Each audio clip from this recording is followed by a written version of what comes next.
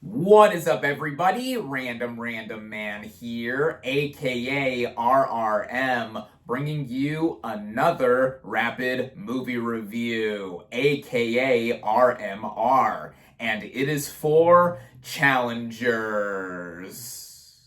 Now, the plot of this romantic sports drama basically follows a professional tennis champion who plots a comeback with the help of his wife, herself a former tennis prodigy who retired after an injury, as he goes up against another player who also happens to be his former best friend and wife's former lover. Tashi is that former tennis prodigy played by Zendaya, who I think brings her best and most mature work on film to date.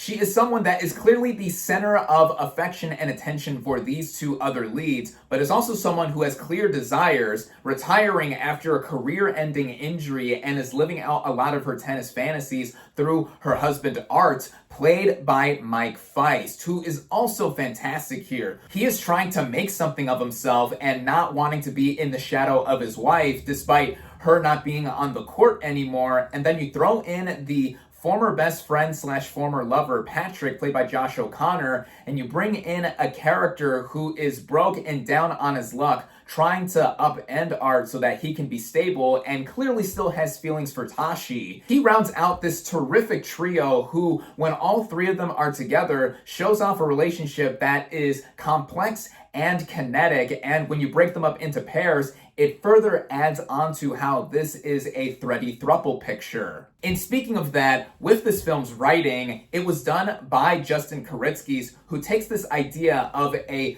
three-way romantic drama with tennis thrown in there, which recently has seen a couple pictures be about, with Battle of the Sexes and King Richard, also both being biopics, but has an original concept here that is also told in a non-linear structure. The movie spans 13 years, starting in 2006, going up to present day 2019, with the framing device being around the titular matchup between Art and Patrick. Much like a game of tennis itself, the movie volleys back and forth between different points in time with these characters' lives, and it's grippingly grounded, never losing focus as to what point in the timeline we are in, and also getting all of the necessary details as to what is going on between these three. A lot of this is also due to the dutiful direction by Luca Guadagnino, who knows how to make a film eye-catching as well, in that it is stylishly sumptuous. That also goes in the way this movie is cut together with its editing. It backs up how this movie is brimming with energy throughout, especially with those tennis sequences. We get the traditional wide shots with the two characters hitting the ball back and forth, and then we also get into much more intrusive moments, like where we get POV shots. That is amped up even further by the original score by Trent Reznor and Atticus Ross, known for their electronic stylings, which I would describe here as having tinges of their Oscar-winning score of The Social Network, and then when the action is played up even more, it is something all its own, and in my own words, to do it better, something like Giorgio Moroder on steroids. It all runs together at just about 2 hours and 10 minutes, and if I had anything to complain about, I would say the film is a little too long, but make no mistake, this movie is something that is always going, even in the downtime in between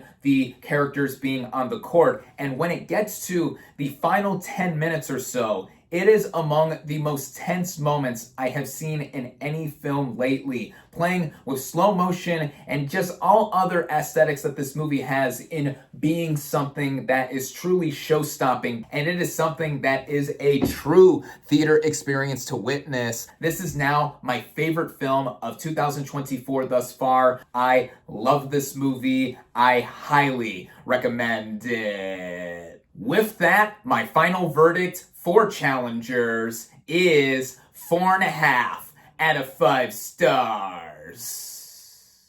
Thank you all, as always, for watching. Be sure to like this video, comment on what you thought of challengers, social media links in the description, subscribe to my channel for more, and I'll catch you on the next movie review.